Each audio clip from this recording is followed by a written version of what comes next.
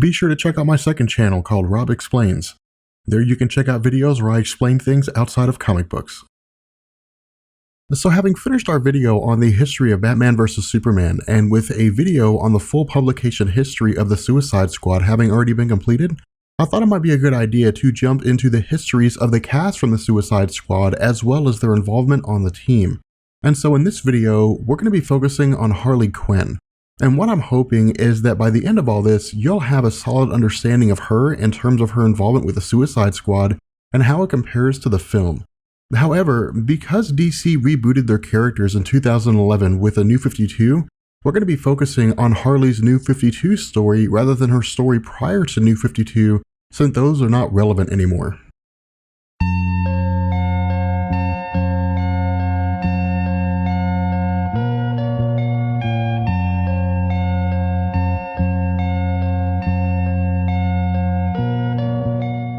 Written by Amanda Connor and Jimmy Palmiotti, the story of Harley Quinn is told in Secret Origins number 4 from 2014.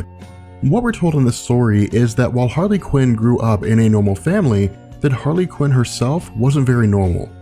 As it's explained to us, Harley's obsessions are manifested in two forms: her interest in the criminal mind and, by extension, the act of murder.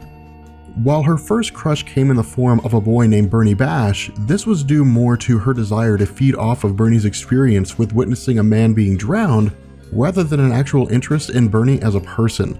This is compounded on when Bernie makes the statement that he would actually like to kill a woman named Bonnie Harper for the simple reason that she had annoyed Harley Quinn. Now this desire comes to fruition when Bernie apparently commits this act by throwing Bonnie out of his car and into the way of a truck. However, as a result of murdering Bonnie, Bernie is arrested and sent to prison, where it's revealed by Harley that he had actually been stabbed to death. Now following this, the story jumps forward following Harley Quinn's graduation from Gotham University, where she becomes a criminal psychologist working at Arkham Asylum. Her desire to analyze the minds of the criminals within, combined with her recognition that the provided medication creates a barrier of mistrust between the inmates and the staff, led her to undergo an experiment requiring her to illegally enter Arkham as an inmate.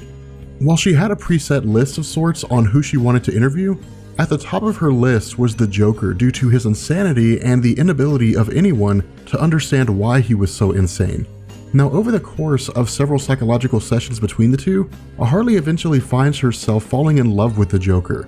Now, whether this is due to a psychotic break in the mind of Harley or a result of manipulation isn't really available for authenticity, since Harley herself is technically insane. But from her perspective, the Joker was able to relate to her in a way that no one else could, and that he talks to her as if he knows her entire life, and that the two of them are effectively destined to be soulmates. However, when the warden of the prison is murdered and Harley's actions are uncovered, she has a psychotic break where her love for the Joker overrides everything else, leading her to actually break the Joker out of Arkham Asylum. Now, as the story continues, Harley Quinn tells us that their relationship became more complicated in that from Harley's perspective, the Joker completed her. While this may seem a little ambiguous, she actually goes into a little more detail by stating that the Joker subjected her to the same chemicals that bleached his own skin. Harley tells us that her reaction to this was initially fearful, but because her emotional attachment to the Joker was now presented physically, she felt that this newfound freedom in casting aside her old identity provided her with a level of fulfillment that she didn't really have before. However, when she and the Joker effectively break up following the Joker's arrest in Detective Comics number 1, followed by the surgical removal of his face, this sends Harley on a downward spiral in that she engages in a series of murders on various people. Now following this rampage, Harley is eventually found and captured, where she's arrested and, like the rest of the team, forced to work as part of the Suicide Squad.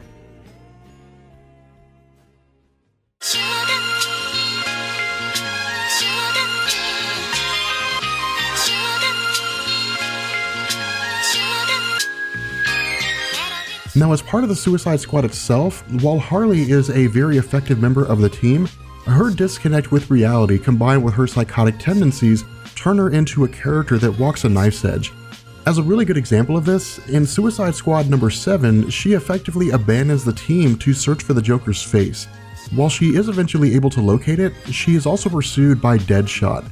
In one of the strangest moments of the series, she actually ties up Deadshot, puts the Joker's face on him, and then begins addressing Deadshot as if he were the Joker. Now, while Deadshot is able to break loose and subdue Harley, this provides us with the best example of how insane she truly is. Now, following this incident, she is kept on the team by Amanda Waller, but due to Harley's overall success in DC Comics, she's actually removed from the Suicide Squad in 2013 and was provided with her own self-titled series. With that being said, we're going to go ahead and bring this video to an end, and I will catch you guys later. Peace.